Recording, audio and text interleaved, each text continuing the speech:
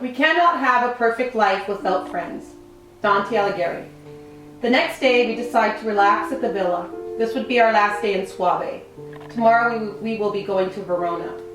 After breakfast we walk over to DiMario's. They carry a vast array of cheeses, meats, fresh vegetables, wine, and balsamic vinegar. All treasures from this region. We always create a stir everywhere we go because we are loud.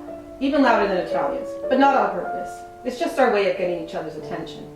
We did not receive a warm welcome from the owners of this store, especially after Filomena knocked down the front window display while reaching for a bottle of truffle-flavored oil. We looked at her and just ignored her like she wasn't a part of our group. You could hear Filomena mumble a few choice words, which were followed by laughter from the ladies all over the little store. How about burrata and tomatoes for lunch? Asked Alexandria. Ah yes, I said. That was my favorite, and the others agreed. Splitting the bills among 6 people always took a lot of coordination, but we tried to speed it up because the looks from the owners told us to hurry up and get the hell out. Our menu was set, and my mouth was watering already. This is pure enjoyment in the simple things when I'm with these 5 women. Our meal consisted of heirloom tomatoes sprinkled with sea salt and oregano drizzled with extra virgin olive oil. Torn fresh basil leaves on top to garnish, and the super creamy, utterly delicious burrata cheese. We chose 3 bottles of red, 3 bottles of white to please all of the women's taste, a couple of loaves of freshly baked bread because rarely is there a meal for Italians that does not include it, and prosciutto crudo, thinly sliced with an assortment of black, green, and red plum olives. And we were all set for lunch. It's a lovely day and we will relax and dine al fresco on the terrace, gazing out over the rolling hills, vineyards, and rounded clay rooftops of the town. It's amazing how a few bottles of wine can loosen the tongue. Alexandra and Sophia were in the kitchen preparing food, and Francesca and Heather were putting the finishing touches on our table. Filomena and I were enjoying our wine with cigars and the lovely view. Filomena looked so at peace, and I asked her what she was thinking about. Do you ever think of the end? She asked. The end of what? I replied. Life, she said. Filomena, this is your thought, right now, right here, when we are surrounded with Bella Italia, and that's what you're thinking about, the end of life? She looked at me and I saw her thoughts were of her deceased husband, Joe. You know, my dear friend, I don't think of the end, and do you want to know why? Tell me, Julian, she said. Because it will take away from all of this, the now, the present, this moment. And sometimes I think it's okay to be free of heart-wrenching thoughts of the past or fear of the future. Little did Filomena know I was trying to convince myself as much as her. You're right, Julia.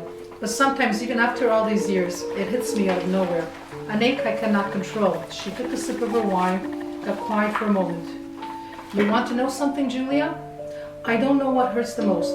What happened to Joe, and what he went through fighting that fucking cancer, or what was taken away from me, and what I will never be for me.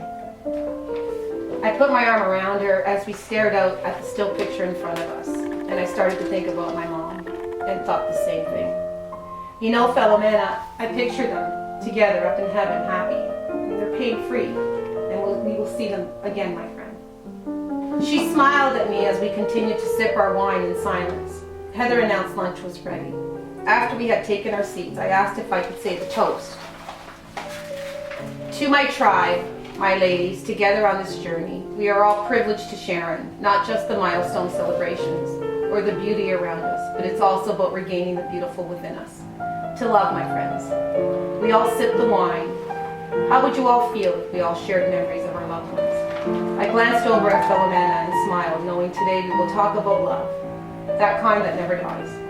She smiled back and said, I think this is a beautiful idea.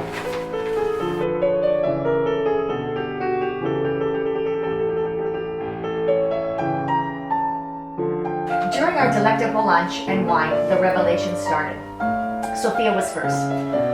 Okay, ladies, mine is about my mom. Tears rolled down her face. She continued. I miss her laugh, I miss her strength, and I miss that my girls won't get to experience her love. They will never know her smile or her stories. I miss my mom's stories. I toast the most amazing woman in my life, my mom. Sophia looked up to the azure sky and we all remained quiet for a few minutes. Cheers, Mama. We filled our glasses with more wine. Heather stood up next. I also miss my mother. She was an amazing cook and wife and raised 6 children. She had a remarkable spirit, and I want to be remembered by my kids that way, to be an excellent mom who loved them and lived for them. I want my children to remember my love always like I do my mother's. To my mom. We were so much like our mothers, all strong and dedicated to our families. That's why for me, leaving Anthony and my children seemed like I was giving up, when in fact I wanted to be just like my mother. I was waiting for a sign, something to make me understand why I wasn't home with them. I touched my cross and I twisted it as I stood. This is for my mother. I never thought that a woman with so much life and a person who embodies the meaning of selflessness could be taken away so quickly. I never understood what it was like to miss someone until I couldn't touch her anymore, talk to her, or smell her.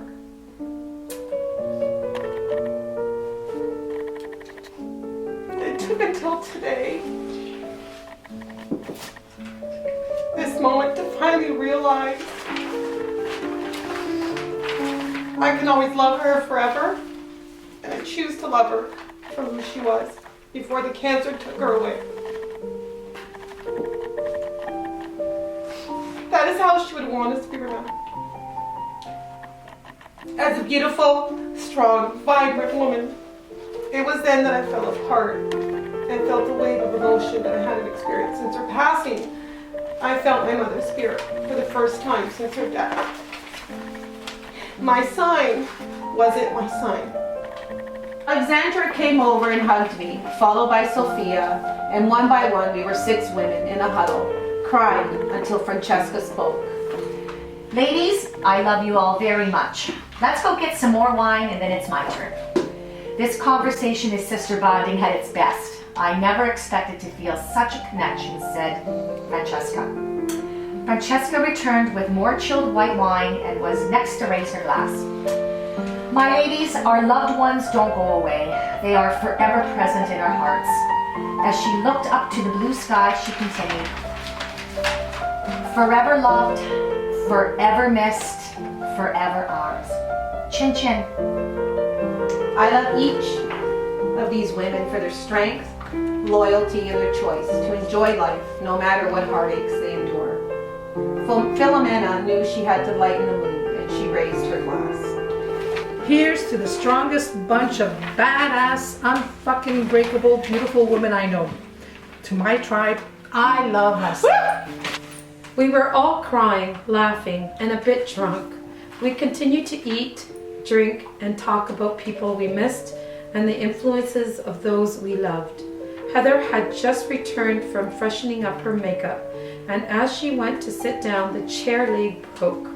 She fell in slow motion to the tiled terrace floor. We all gasped, not knowing if she was hurt. Heather, are you okay? Said Alexandra, who was right beside her. I'm fine, she said. She made it to her knees, put her elbows on the table. Her usually perfect hair was disheveled. Reaching for her wine, she gulped it down, looking up to the sky and said, chin chin. The laughter that ensued was loud and uncontrollable, with Francesca snorting with laughter.